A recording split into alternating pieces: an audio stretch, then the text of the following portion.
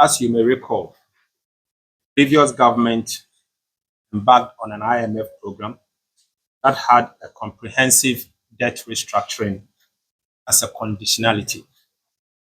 This became necessary because our debt at the time was unsustainable and there was the need for Ghana to meet debt sustainability threshold for low-income countries, sometimes known as the LAC DSA. The thresholds were A, reduce debt to GDP ratio to below 55% by the year 2028 in present value terms. B, to reduce the external debt service to revenue ratio to below 18% from 2028 onwards. And C, to ensure that no external financing gap exists during the IMF program period. One of the key elements of the debt restructuring was the signing of the Memorandum of Understanding by the official Creditors Committee for Ghana. Former Minister of Finance, the Honorable Mohammed Amin Adam, commenced the process for the signing of the MOU by individual members of the official Creditors Committee in June 2024. Distinguished ladies and gentlemen, I'm pleased to announce that following His Excellency the President's directive, we have made significant progress in Ghana's external debt restructuring. On the 17th of January 2025, I, in my capacity as Minister of Finance designate, met with Ghana's advisors and the technical team of the Ministry of Finance to discuss the state of affairs, create a timeline, and outline action plan for implementation. Since then, the Ministry of Finance team have worked tirelessly to advance the President's directive. Ladies and gentlemen, today marks a significant milestone from the team, and we are pleased to inform all Ghanaians that the Memorandum of Understanding, reached with the official Creditors Committee last June, has now been fully signed by all 25 participating creditors countries. We are grateful for the official Creditors Committee's members, their commitment, and particularly the committee's co-chair, China and France, for their support and assistance to Ghana throughout this process. Ladies and gentlemen, the Memorandum of Understanding formalizes the debt treatment agreed with the official Creditors Committee and follows a long and in-depth negotiation process initiated by the government of Ghana back in June 2024.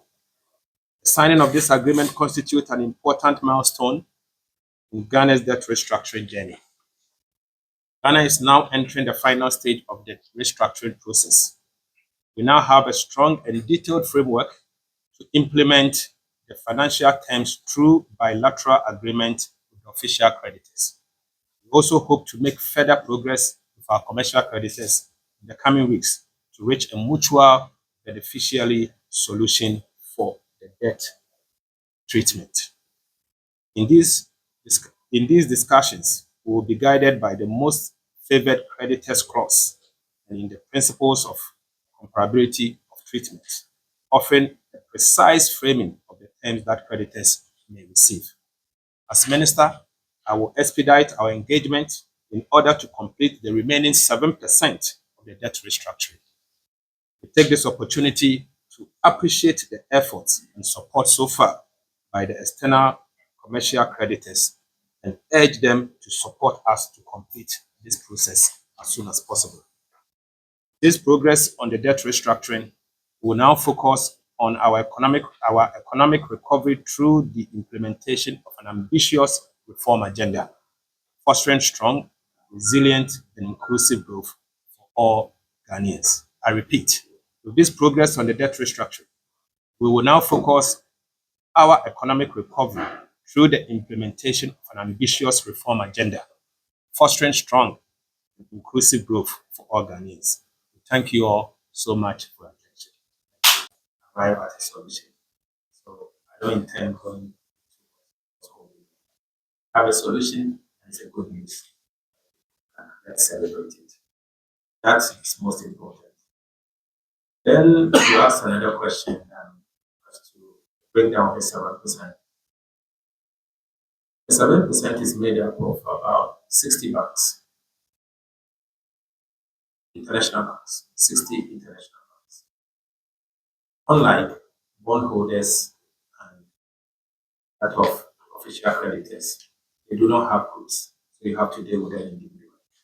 So under the official creditors, because of the IMFG 20, bring them together as one group. And obviously, under the bondholders, the Euro bondholders, you could easily bring them also together. But this one, you will need to engage them one by one. So you have 60 individual banks who have to work. The process will begin. In fact, we have already started the progress. And I can assure you, we want to conclude this as soon as possible. Coming days, we will announce the timeline as to how we engage them in the process. The amount involved is 2.3 billion, 2.7 billion dollars. So we will work with them. 7 billion dollars. That represents 3% of the total. So far we've done 93%, so 7% but let me say that 7%, even though it looks quite small, but you are going to deal with 60 different banks and so much.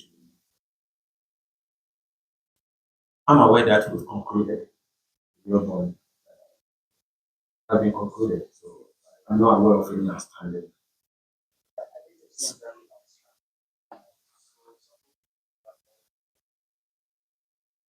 What challenges we have,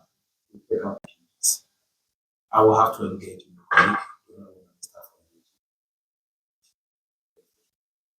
as being discussed by the previous. So we'll work on them. But for now, it's a day for Ghana to celebrate. Let me put it this way.